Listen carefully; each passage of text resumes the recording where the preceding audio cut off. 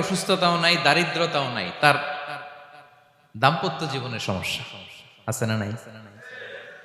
অনেকের দেখবেন এগুলো কোনোটাই সমস্যা না, তার ছেলে কথা শোনে না, মাদকাসক্ত।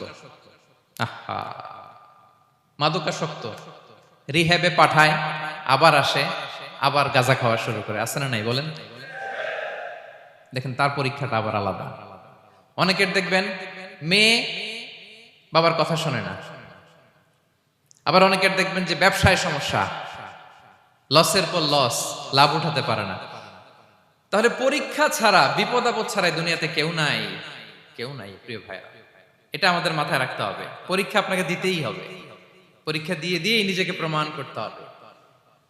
আর এক একজনের পরীক্ষাটা এক এক রকম, কারো পরীক্ষার সাথে কারো পরীক্ষার কোনো মিল থাকবে না।